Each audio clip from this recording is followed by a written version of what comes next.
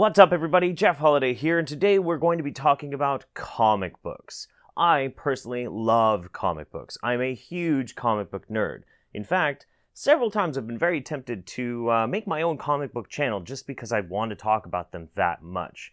Ultimately, I decided against it, focusing more on the things that you usually see on this channel. Now, as with a lot of kids that were around the same age as me, I grew up reading Walt Disney comic books like Uncle Scrooge and Donald Duck and shit like that.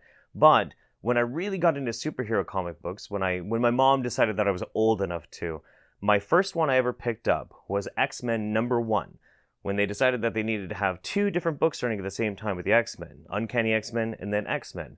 And I fell in love. And thus began an obsession with comic books. I would read anything that I could afford with my allowance. I would always be buying comic books, always. And if they were older comic books and I couldn't go and find them in a store, I'd buy the trade paperbacks as soon as they were available. I loved comic books. But you see, comic books these days are kind of a weird territory. They're a very strange territory because they're getting popular.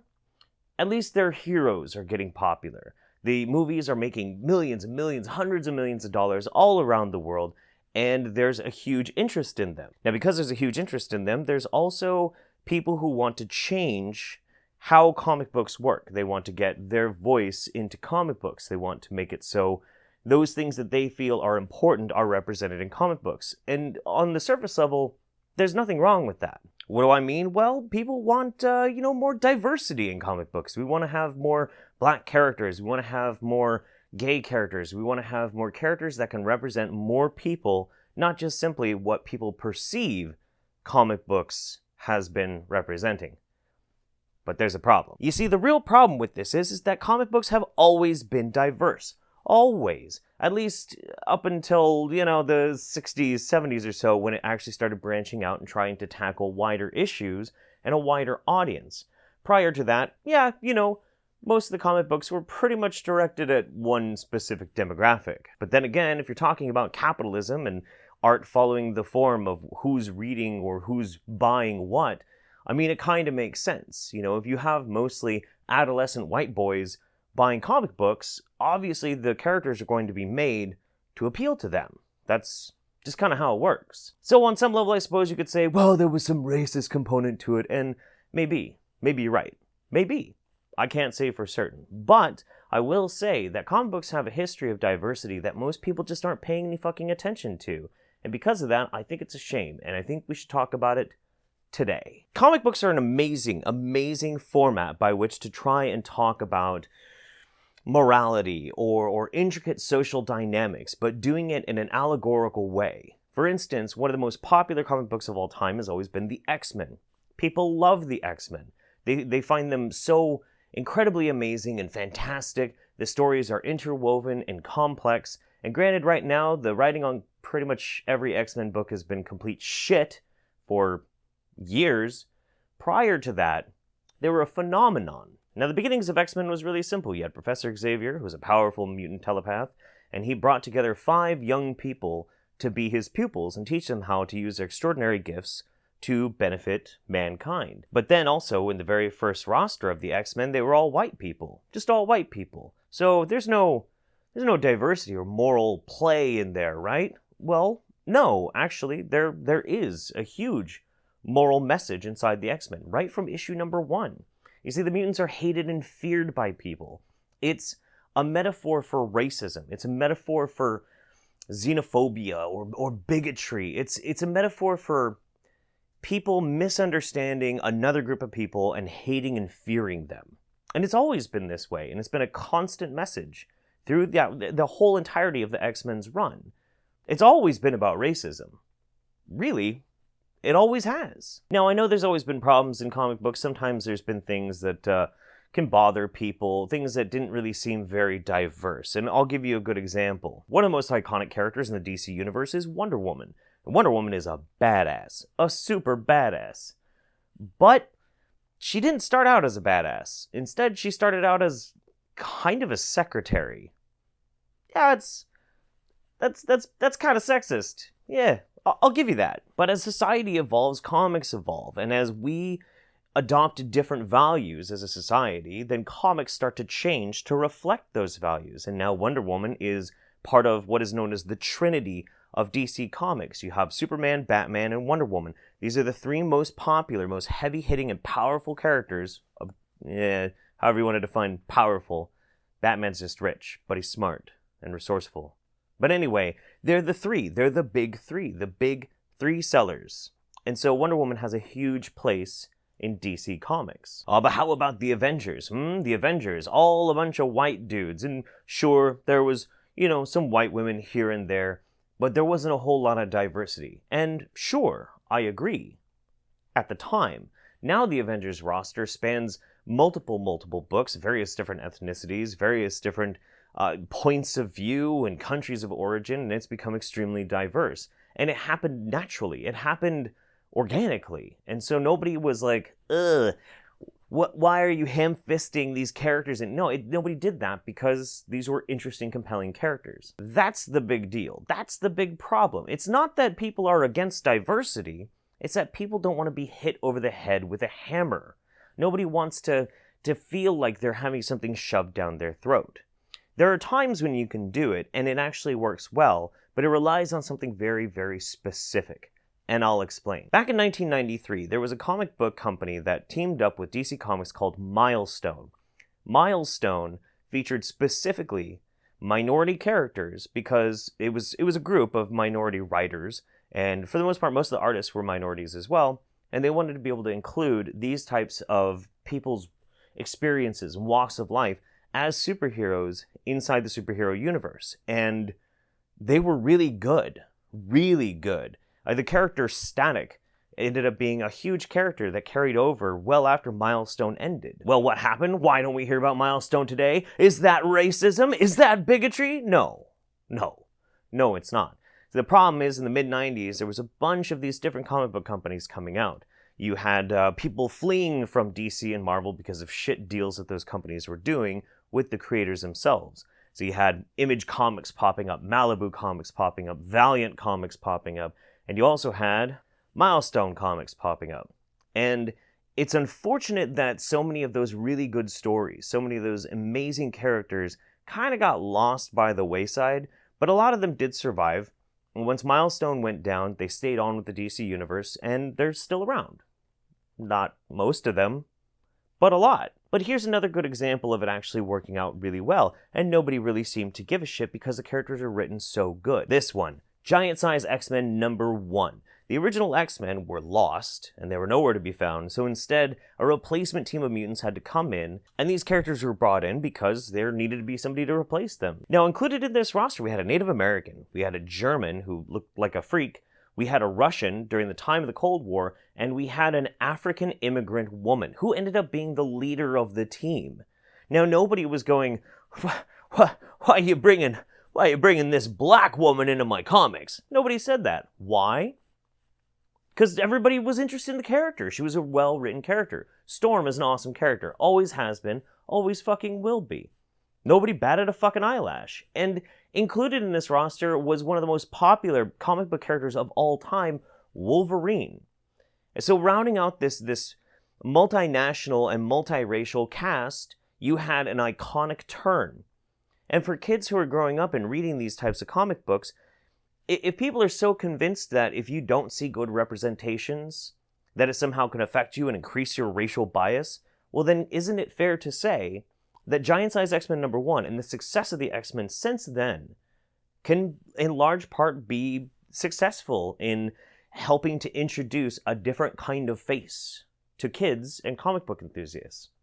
I think that's fair. And today, you've never heard this screaming cacophony of diversity more so than you have today. It's so, it's deafening. And it's frustrating because the people who are saying it usually are not people who actually read comic books.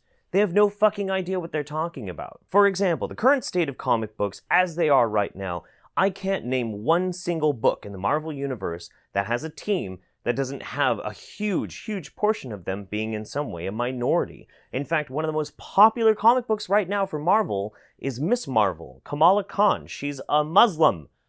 She's a Muslim. No, but comics are bigoted, right? What the fuck? What are you talking about? But then there's the dark side too, because these people who have been screaming about it, sometimes they get into comic books, and sometimes they do these ham-fisted things like this. This is from the comic book Mockingbird. That didn't go over very well. Or, hey, how about this one? This is from Angela. Angela, when she was traveling to hell to save her girlfriend. And here's Bohr and his unsolicited opinions about Israel. And see, we also have another thing going on right now, too, where they're taking pre-existing characters and switching them up and changing them around. Sometimes a different gender, sometimes a different ethnicity, whatever. And sometimes it works, and sometimes it doesn't. Let's start off with probably one of the most controversial ones. This is Thor. This is Thor right now. Thor is a woman. Thor is actually Jane Foster, Thor's girlfriend, and she is dying of cancer. Oh yeah, by the way, spoiler alert, but that was spoiled like a year and a half ago, so fuck it, whatever. But she's dying from cancer, and every time she picks up the hammer, it's undoing all the chemotherapy that she's been engaged in. And so you know that the character is doomed. It's a doomed character, which can be an amazing plot device in and of itself. And so because of this, it all stems around from Thor suddenly being unworthy, and he can no longer lift the hammer. But she was found worthy, so she takes up the mantle of Thor for a while. At first, when I heard this, I was like, let's see how it goes. And when the first few comics came out, there was shit like this. I ain't fighting no woman, Thor, and neither is he. Not today, at least. I'm standing down out of respect for what you're doing. Can't have been easy for you, hasn't been for me either. Do not think this means I will allow you to flee. I'm not asking you to. A little prison time will actually be good for me and Crusher. When we've been out too long, he starts to get a wandering eye. But just so you know, this is a one-time girl power pass. Next time you get in my way, I'll rip your head off and toss it in the Hudson. Very well, and just so you know, I'm going to hit you now, rather hard. Kinda thought you might. You know, but as time went on and the series continued, I actually found myself really liking it. Different writers came in, different stories were interwoven, and I actually really do enjoy female Thor now. I don't have a problem with it. I think it's a pretty good comic book. But there's another one. Recently, Steve Rogers, also known as Captain America, had the super serum effects worn off, and he turned into an old man, so he could no longer be Captain America. Who did he pass the mantle on to? Sam Wilson, formerly known as the Falcon, one of his sidekicks, or partners, if you will, became Captain America. And I thought to myself, hey, why not? That sounds pretty good. Cap has always had at least two partners that were very iconic. Bucky Barnes, aka the Winter Soldier, or the Falcon. Bucky Barnes has already been Captain America for a time when Steve Rogers had to retire. Why not give it to the Falcon? And it was pretty good. Although, in the comic series as it is right now, he does deal with some sort of Black Lives Matter-ish sort of social commentary plot lines. But honestly, they're actually kind of okay. They're kind of okay. There's a couple of times where I'm like, but then there's other times where I'm like, that's at least really well done. I might not agree necessarily with everything the comic's trying to say, but it's written well. So I'll let it go. Whatever. Or there's this one. Riri Williams is the new Iron Man. But when I heard that, I'm like, you can't really replace Iron Man. But as her story developed now, she is called Ironheart, and she is her own character. And it felt a bit ham-fisted. A little. But I'm willing to wait and see how it's going to pan out. See how it's gonna change. So these are examples how this can be interesting, and it can actually work pretty well as long as you get somebody who writes a compelling story and a compelling set of characters. As well, one of the very popular teams right now is called the Ultimates. And the Ultimates, last I checked, have one white character. The rest are all black or Hispanic or whatever. And they're great characters. They're great characters. One of which I really liked, and her name was America Chavez. She's a dimension-hopping, teleporting badass that beats the shit out of stuff all over the place, right?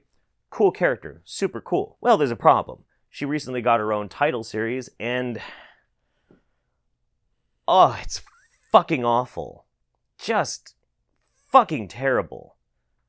God damn it. So I like the character, but I hate the current series because the writing is crap. The writing is crap. If you try and ham-fist in too much social justice, people will always push back against it. Another good example is Iceman, one of the original X-Men, one of the very first roster of X-Men. He's been around forever.